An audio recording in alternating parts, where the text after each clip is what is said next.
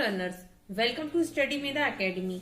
आज हम बात करेंगे बेसिक्स ऑफ ट्रिग्नोमेट्री, जो कि हमने पढ़ी थी 8th, 9th and 10th standard में। आज वही ट्रिग्नोमेट्री का सिर्फ मैं आपको रिवीजन कराऊंगी और बताऊंगी कि उस ट्रिग्नोमेट्री में हमने क्या पढ़ा था और इस ट्रिग्नोमेट्री में जो क्लास 11th में आप पढ़ने जा रहे हैं उसमें और इसमें क्या डिफरेंस है। ठीक, तो लेट गेट स्टार्ट।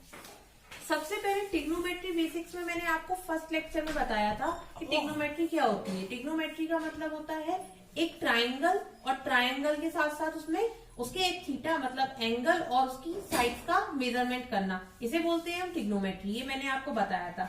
जैसे कि अब एक राइट एंगल ट्राइंगल लेते हैं। लेट सपोज कि यहाँ थीटा एंगल बन रहा है, ये इसकी साइड है। फाइन, मैंने यही बताया था आपको। नेमिंग कर लेते हैं इसकी इस तरह से। इसके साथ ही साथ मैंने आपको बताया था ये बेस होता है, ये परपेंडिकुलर होता है और ये होता है हाइपोटेनियस। अब आप कहेंगे कि हमें कैसे समझ में आएगा कि यही बेस है, ये परपेंडिकुलर और ये हाइपोटेनियस है।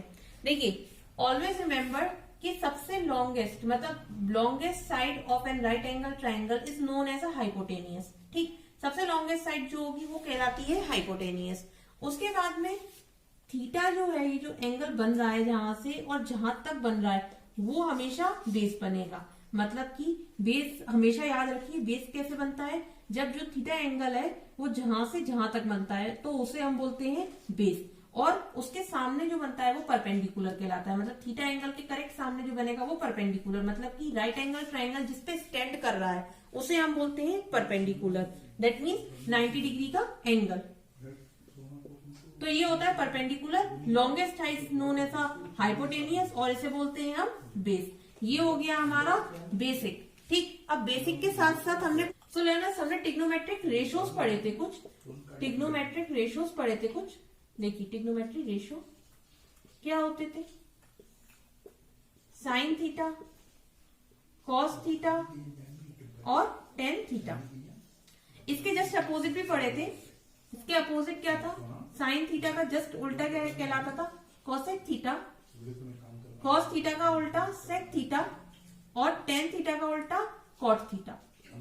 यही होता था। अब जैसे कि इसको इस तरह से भी लिख सकते थे कि sine theta is equals to what, 1 cosec theta. Opposite है ना, तो इस तरह से लिख सकते हैं। तो ये आपका फॉर्मूला नंबर 1 हो गया। ठीक, ये सब चीजें बस आपको ख्याल में रखनी है। जो हम आगे की जो एक्सरसाइज करेंगे इन्हीं से करेंगे हम। फिर cos theta is equals to हम कैसे लिख सकते हैं, 1 सेक थीटा। तो ये हो गया आपका second formula. Similarly tan theta को 1 कॉट थीटा। तो ये हो गया आपका एक और अनदर फॉर्मूला। ठीक, साथ ही साथ में हमने और भी कई चीजें पढ़ी थी। जैसे कि हमने एक ये फॉर्मूला भी पढ़ा था। ये मैं आपको सिर्फ फॉर्मूले रिवीजन करा रही हूँ। Sine square theta plus cos square theta is equals to क्या होता है, 1। ये पढ़ा था हमने एक फॉर्मूला। फिर उसके बाद में एक और फॉर्मूला पढ़ा था, कॉसेक स्क्वायर थीटा।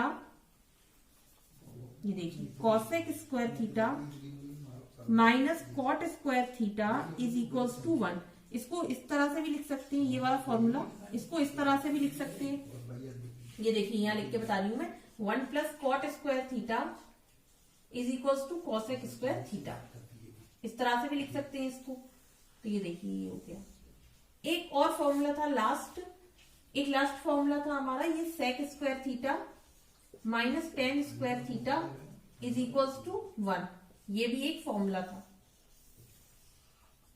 तो ये थे learner all about the formula. ये सारे के सारे फॉर्मूले जो कि मोस्ट टू मोस्ट इंपॉर्टेंट है और आपको अभी आगे की एक्सरसाइजेस में बहुत हेल्पफुल रहने वाले हैं। तो और क्लास 9th में पढ़ी थी। बस इसे आपको अच्छे से याद करना है, आपके सारे क्वेश्चन सॉल्व हो जाएंगे।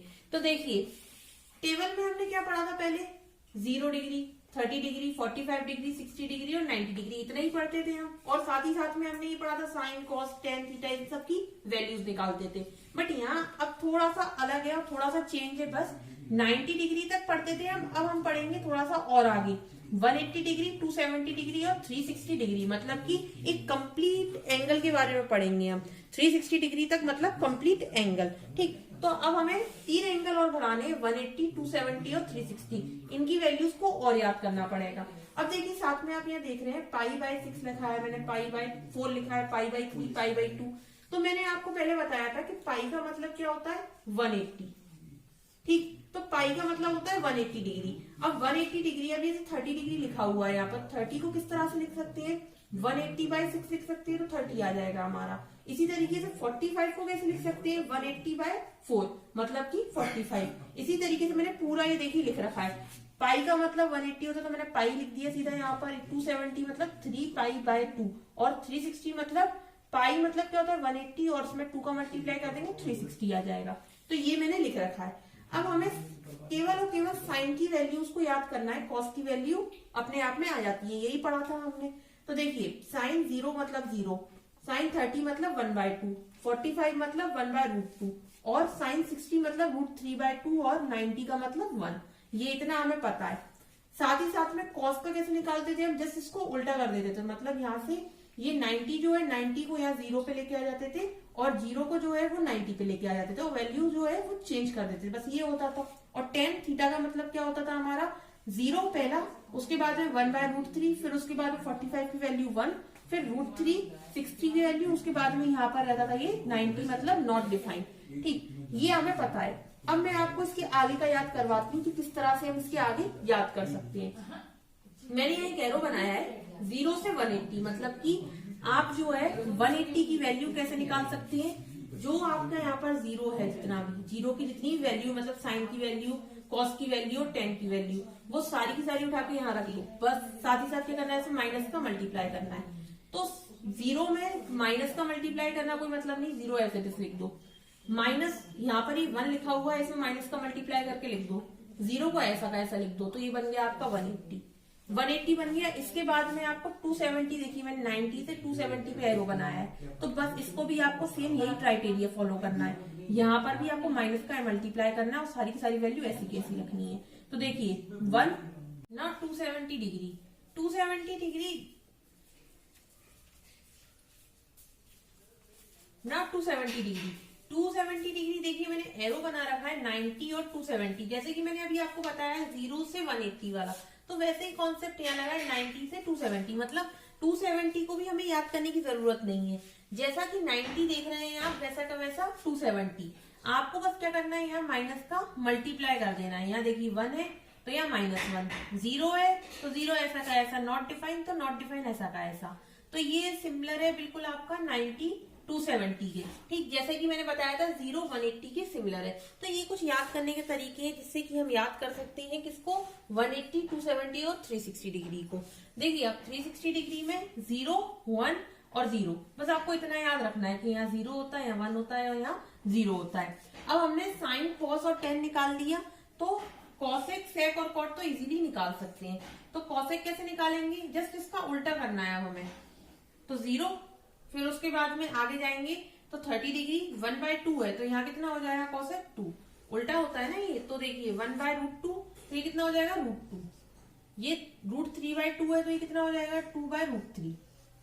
जस्ट अपोजिट करना है, 1 है तो 1 को तो अपोजिट कर ही नहीं सकते, 0 ऐसा का ऐसा, -1 ऐसा का ऐसा, और 0 ऐसा का ऐसा। अब सिमिलरली सेक कॉस का उल्टा होता है, तो यहाँ देखिए 1 ऐसा का ऐसा, √3/2 मतलब 2/√3, फिर √2, उसके बाद में 2, 0, -1, 0 और 1। अब tan की बात करें तो tan देखिए यहाँ 0 ऐसा का ऐसा, √3, ये 1/√3 है ना, फिर ये 1, फिर ये 1/√3 हो जाएगा यहाँ पर, ये नॉट डिफाइन, 0 नॉट डिफाइन, और यहाँ ये 0। तो लर्नर ये थे ट्रिग्नोमेट्री के कुछ बेसिक्स जो कि बहुत इंपॉर्टेंट थे एग्जाम पॉइंट ऑफ व्यू से, साथ ही साथ में आपका एक्सरसाइज पॉइंट ऑफ व्यू से भी। तो ये बेसिक्स के साथ ही साथ ये लेक्चर खत्म होता है। आई होप आपको अच्छे से समझ में आया हो कि मैंने जो भी आज आपको पढ़ाया। अगर आपको इससे रिगार्डिंग या फिर इससे पहले के लेक्चर के रिगार्डिंग कोई भी डाउट या कमेंट, आप मुझे कमेंट कर सकते हैं। Thank you.